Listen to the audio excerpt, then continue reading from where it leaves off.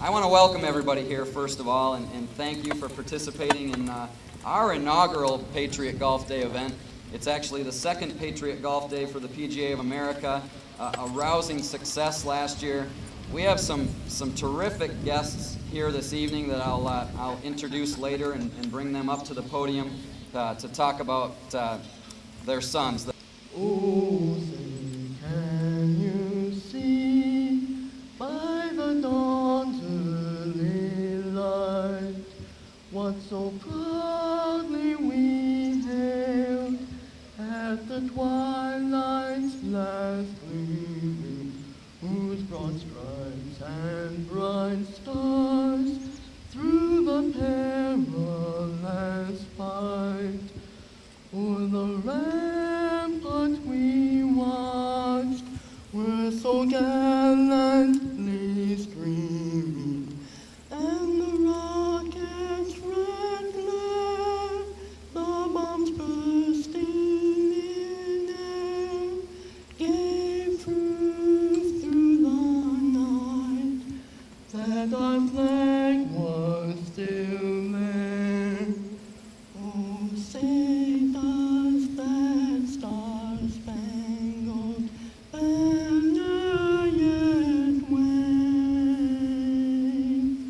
o'er the land of the free and the home of the brave?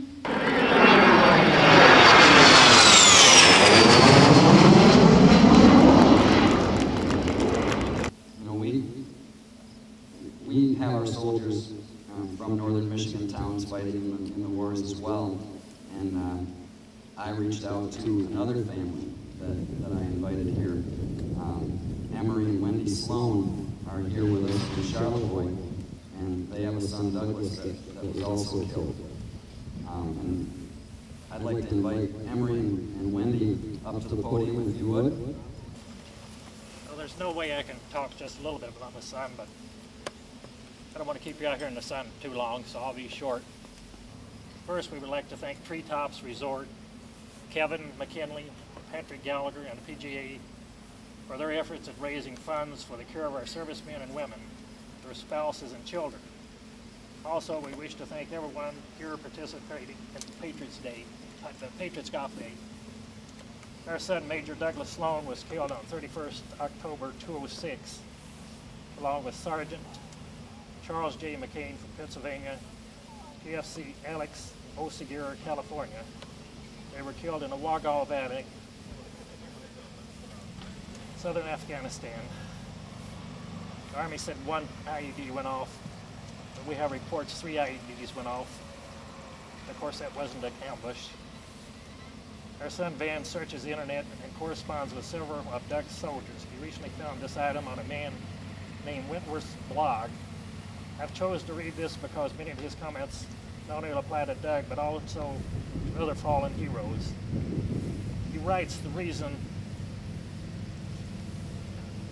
that this is the reason I am writing this is that in the upper left-hand corner of the tombstone next to the cross is a lipstick kiss. As I have noted in my previous posts, this part of Arlington Cemetery, where the recently killed soldiers from Afghanistan and Iraq, is deeply moving because the human toll is so painfully felt and expressed. Who was Douglas Sloan? Obviously a devoted husband and father, but I wonder if he knew how deeply he was loved. For me, it is not possible to witness such emotional pain and not to reflect on my own life. If I were to die tomorrow, I have no doubt that no one would kiss my tombstone. He must have been quite a person. Douglas Sloan, rest in peace. And I add, all of our fallen service people were devoted spouses, daughters, and sons, all deeply loved, missed, and wonderful sacrificing people. May all of our fallen heroes rest in peace, wherever their final resting place may be. His wife, Carrie, had placed this kiss on the tombstone. You can't see it, but oh, what was that? Also, Doug's bio mentions the awards and the honors he received since his death. However, there are at least 3 more.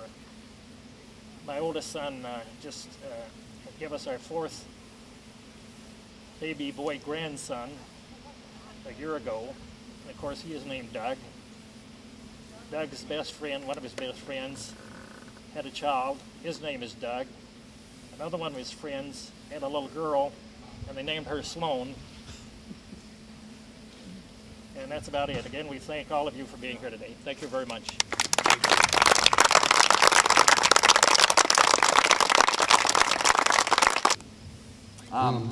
Our second family here that will come up and talk about their son Brock, we have Dwayne and Dawn Bucklin.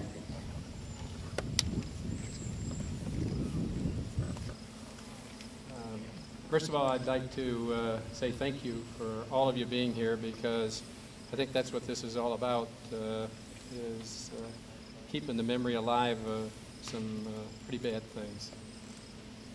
A big thank you to all of the veterans, both active military and those in the past, because I think you're all about the ones that assure our freedoms and our liberties that we just take for granted and we live by every day.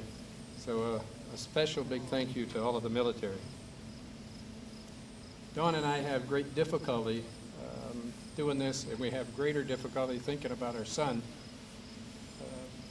but we're left with a great deal of memories, and we carry those with us all the time. I can say that Brock believed in what he was doing, and to me that's what's most important. If our children believe that they want to go in the military for whatever the reason, whatever the purpose, we've got to support them, and that's what we've done. We have another son in the military currently. He's in Germany. He's done one tour in Afghanistan, and he's either going to go to Afghanistan or back to Iraq, probably in the November time frame. And that's his desire. That's his wish. That's what he wants to do.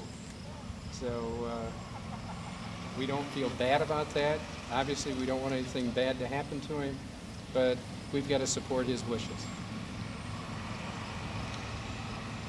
Our son died in 2006, May 31st. On May 30th, about 24 hours beforehand, he sent an email to his mother and I. He defined his goals. He's a corporal. He defined his goals as to enter the officer training program and obtain a degree in computer technology and complete a career in the Army. That was 24 hours before his death. At Brock's funeral, some of my final words were, I hope that his death would be an inspiration to others, regardless of their age or regardless of their occupation. Dan Rooney, who's now Major Dan Rooney, picked it up from there.